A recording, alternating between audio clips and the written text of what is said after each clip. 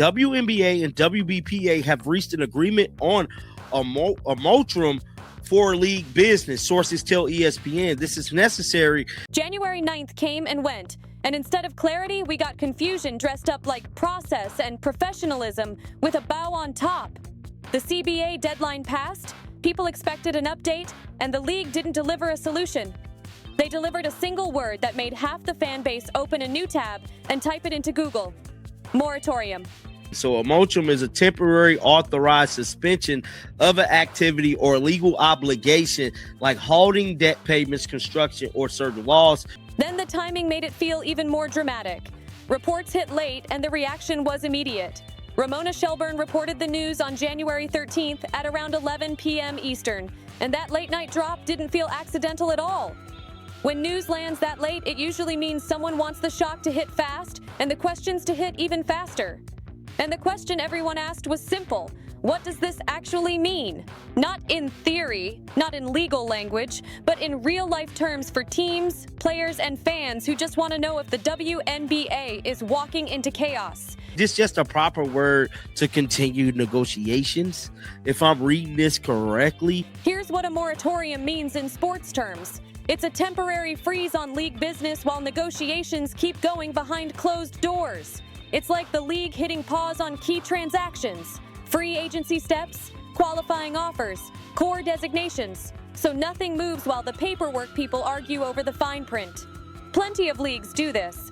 Basically, they still don't have a WNBA CBA agreement. The NBA uses moratorium windows during major negotiation moments, and fans are used to it. But the key difference is why it's used.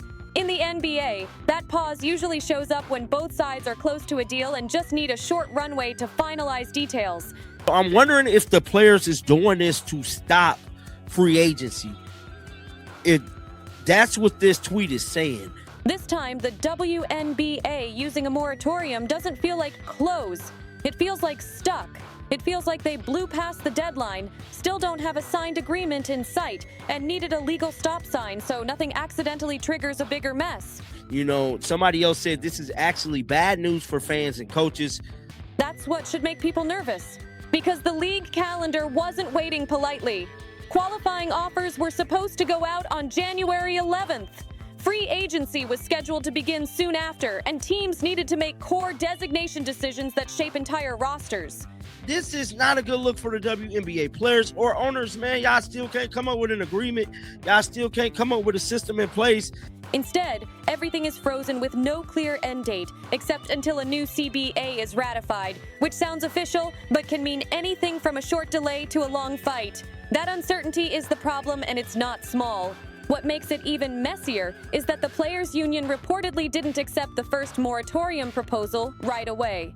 They pushed back because sources described unnecessary language that went beyond simply delaying free agency. Because basically what y'all saying is that we still at the negotiation table. We still haven't made any progress. That detail matters because if you can't agree on the wording of a temporary pause, how are you supposed to agree on the money, the structure, the rights, and the long-term plan?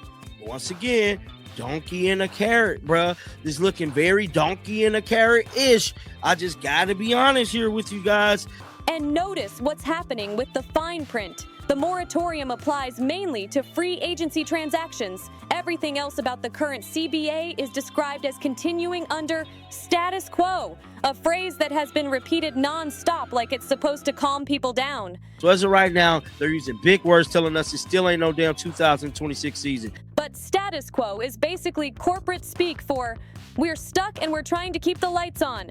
It's not a solution, it's a holding pattern, and it leaves coaches and front offices staring at empty boards, wondering how they're supposed to build rosters, install systems, and develop chemistry if free agency doesn't really start until March or April.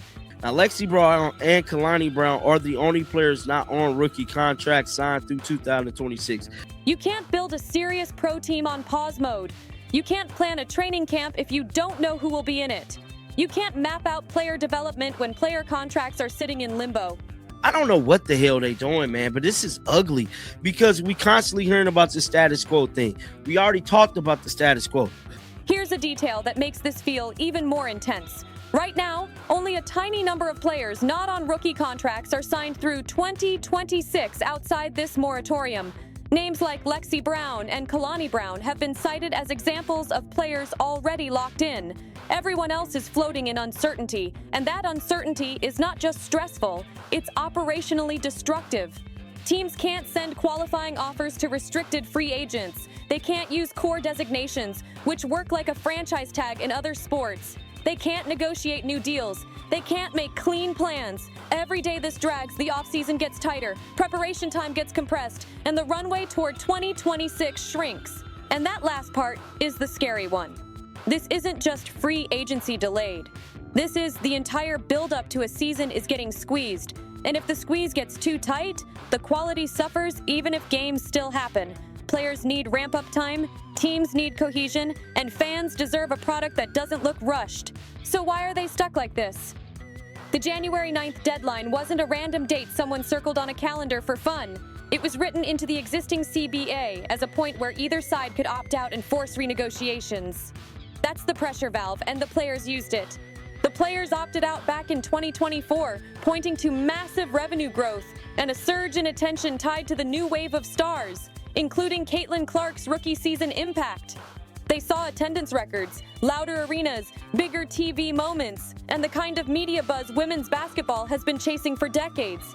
And they basically said, "We are not locking into years of the old deal while the league is clearly growing fast. We want our share of the growth before we sign off on the next chapter." From the players' point of view, that's not greed, that's business. From the owner's side, it's complicated. Yes, revenue looks better. Yes, attention is up. But owners and league leadership also look at the financial structure and see risk. Many teams have historically operated at a loss and were subsidized by NBA ownership groups. And that reality shapes how aggressive owners want to be about raising salary caps and shifting revenue sharing. The league is also juggling expansion negotiations and long-term media rights plans, and that's not light work. Expansion fees can bring in big money, but that money is often one-time cash, not guaranteed year-over-year revenue. Owners are trying to figure out how much of the recent jump is sustainable growth versus a spike that might level off. So when players ask for significantly higher salary caps and better revenue sharing, the owner's response tends to sound like, "Prove this continues and we'll talk bigger numbers." Players respond like, "We already proved it, pay up now." That's the standoff, and it's the kind of standoff that can get ugly fast. Neither side has to be evil for this to turn into a crisis. It can be two sides chasing security in different ways. Players want security because careers are short and the window to earn is tight. Owners want security because they don't want to lock into a structure they think might break their budgets. But here's the truth. Even if both sides have points, the league can't afford a clown show negotiation when the public is finally watching. Momentum is fragile. Fans who just tuned in can tune out just as fast if the league looks unstable. That brings us to the real fear sitting behind every calm statement and every "we're continuing discussions." Quote, "If they can't reach an agreement soon, one option is a lockout." Owners could say no deal means no season, and we've seen versions of this movie in other leagues. A lockout is the ultimate leverage move. It's also a nuclear option. It punishes everyone, not just one side. Players lose paychecks in prime years, teams lose revenue and fan trust. Sponsors get nervous. Media partners start asking hard questions. So who has more to lose? Players have shorter career arcs and fewer seasons at peak earning power. Missing a year hits hard. But owners in the league also can't waste the moment when women's basketball is gaining mainstream attention and the spotlight is actually hot. Then there's the other scenario that people bring up when negotiations go bad. Replacement players. It sounds wild, and in many cases it's a terrible idea, but it's been tried in sports history, like the NFL's replacement games during the 1987 strike. The quality dipped, the vibe was strange, and it left scars people still talk about. Could the WNBA try something like that? The logistics would be brutal. You can't just grab a bunch of players and pretend it's the same product, especially when the league's big selling point right now is star power and elite competition. College players can't just jump in without eligibility consequences. International players often have their own contracts and seasons. So you'd be looking at a patchwork pool. Former pros, overseas veterans between deals, and other high-level talent trying to piece together makeshift rosters. That path would be messy, controversial, and risky for the league's image. And that's what makes this whole situation even more frustrating. The WNBA just had one of its best years in terms of visibility and energy. The rookie class brought real attention. Arenas were louder. Big matchups became events. Playoff games felt like must-watch TV, and the league finally looked like it was stepping into a bigger era. This should have been the moment to capitalize, not stall out. The timing is painful. In January 2025, women's basketball buzz was stronger than it's been in a long time. Brands were investing, networks were bidding, fans were arguing online in ways that show they actually care. And instead of riding that wave, the league is stuck in a negotiation stalemate that makes everybody look shaky. Players are waiting, teams are waiting, fans are stuck reading updates that sound like legal memos. That's not the vibe you want when the spotlight is finally yours. The players' grievances aren't hard to understand. The salary cap in 2024 was around $1.46 million per team, a number that looks tiny next to major men's leagues. Top WNBA base salaries hover in a range that can look decent in isolation, but the season is shorter, career windows are tighter, and many players still go overseas in the offseason to earn what they feel they need to earn. And players aren't asking for NBA-level money. They're asking for a fairer slice of the revenue they help generate. When you're selling out arenas and driving ratings, it's natural to ask why the pay structure still feels stuck in an older era.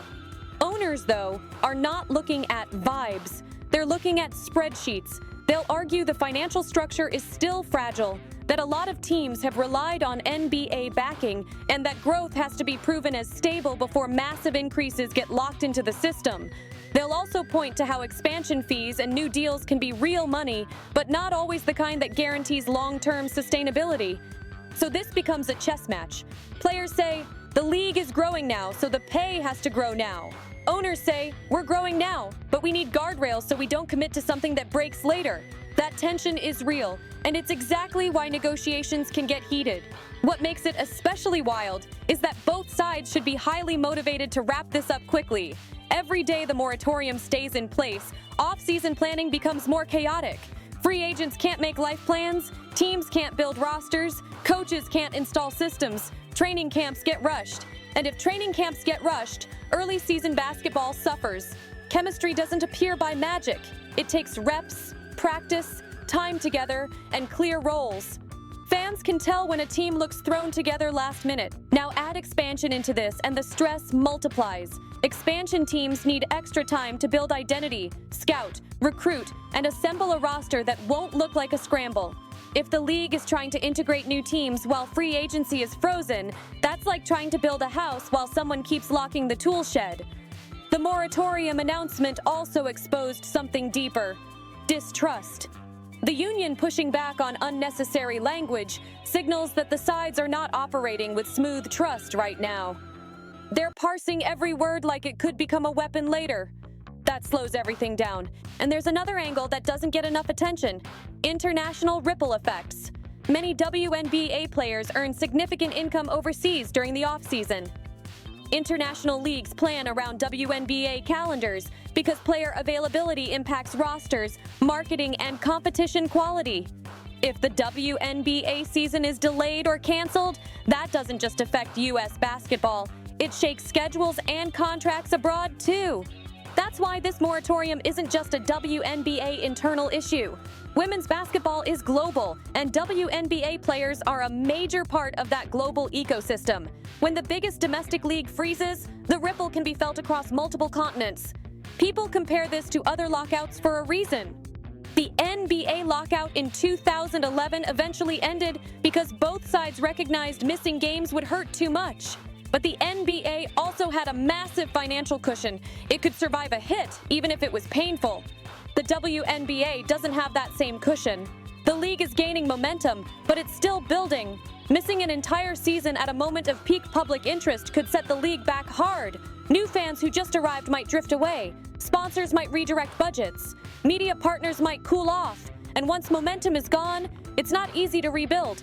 So what's the path forward? Realistically, compromise. Real compromise, not PR compromise. Players may not get every single demand immediately in full. Owners may have to accept that the old model is outdated and players deserve a bigger share of a growing pie. The moratorium buys time, but it doesn't solve the conflict. It's a pause button, not a fix. And time can be a blessing or a curse, depending on what happens during the pause. Here's the uncomfortable truth. Everyone involved says they want the same thing: a thriving, sustainable WNBA with fair player compensation and long-term profit potential. But they're fighting over how to value growth, how to split rewards, and how much risk each side is willing to carry. And while they argue, the calendar keeps moving. Spring training windows don't care about legal language. Free agency was supposed to be happening. Team building was supposed to be moving. Instead, rosters are stuck while lawyers, agents, and negotiators debate wording. My take is simple. This moratorium isn't good news no matter how calmly it's delivered. When a league misses a major deadline and needs to freeze business operations to prevent further complications, that screams distance between the sides. It also signals that the next few weeks matter a lot. The longer this drags, the more likely we're looking at either a delayed 2026 season or a season that feels rushed and compressed, assuming it happens at all. And even talking that way is dangerous for fan trust. So where does that leave fans? Watching a league that just delivered huge moments and big energy now risk that progress over money, structure, and pride. The WNBA finally cracked into mainstream relevance in a way people can feel, and now it's staring at a moment where mismanagement or stubbornness could blow a hole in that momentum. This isn't just disappointing, it's avoidable. Everyone can see what's at stake. The question is whether the people at the table can stop treating this like a tug of war and start treating it like a shared mission with real urgency. Because the league didn't spend decades fighting for attention just to fumble the bag when the world finally looked its way. And if this ends with a lockout, a delayed season, or months of drift, the damage won't just show up in balance sheets. It will show up in trust, hype, and the willingness of casual fans to keep showing up. Right now, the moratorium is the league admitting, in the politest language possible, that it doesn't have control of the situation yet.